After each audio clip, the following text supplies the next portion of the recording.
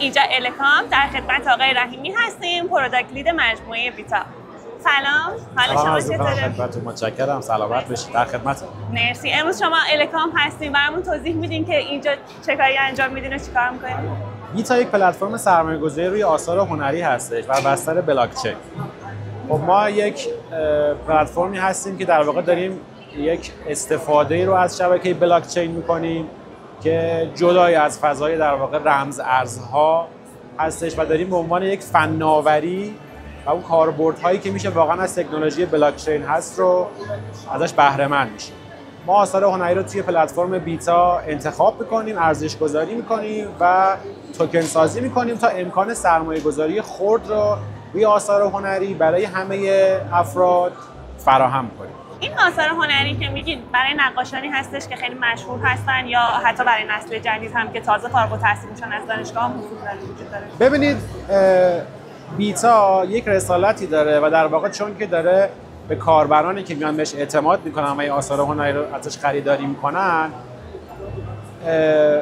در واقع داره تخصصی کار میکنه و آثاری رو انتخاب میکنه که ارزش سرمایه گذاری داشته باشن و در طول زمان یک رشدی رو داشته باشن که کاربرا بتونن در واقع از این سود رشد آثار بهره مند بشن.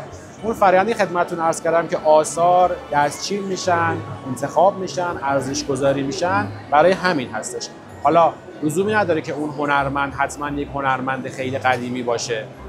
مهم اینه که تشخیص داده بشه که آثارش در واقع ارزشمنده، اصطلاحاً مارکت داره. آثاری هم که الان روی بیتا در واقع هستش رو شما میتونید مشاهده کنید، در واقع از این دست آثار هست. این هنرمند جوان هم در واقع روی پلتفرم ما آثار داره، ولی خب آثارش چه در ایران و چه در سطح بین‌المللی در واقع معروف هستش و خرید و فروش میشه. اگر یک هنرمندی بخواد با شما کار بکنه، به چه صورت میتونه این کار انجام بده؟ یعنی شما خودتون پیداش میکنین یا بله. به هر دو صورت هست دیگه. حالا یه سری هنرمندان در واقع مستر هستن که ما آثارشون رو در واقع یا با کلکتورها ارتباط میگیریم یا با گالری‌ها یا با خود هنرمند. در واقع مواردی هم داشتیم که در واقع خود هنرمند به ما رجوع کرده، ما آثارش رو بررسی کردیم، مارکتش رو بررسی کردیم و حالا در واقع با ایشون وارد اون شراکت یا در واقع همکاری شدیم تا بتونیم در واقع آثارش رو روی پلتفرم عرضه کنیم. فقط یه نکته‌ای که من می‌خواستم در عرایزم خدمت شما بگم این بود که بیتا یک امکانی رو هم در واقع توی پلتفرمش داره که ما آثار هنری رو با طلا معادل سازی می‌کنیم که کاربرا خیالشون از ارزش اصل سرمایه‌شون حفظ در واقع راحت باشه.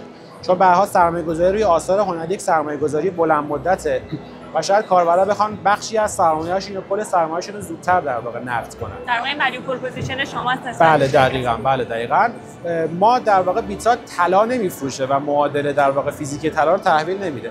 این صرفاً یک ضمانت بازخریدیه واسه این بازار جدید که در واقع بیان کاربرا روش سرمایه‌گذاری کنن.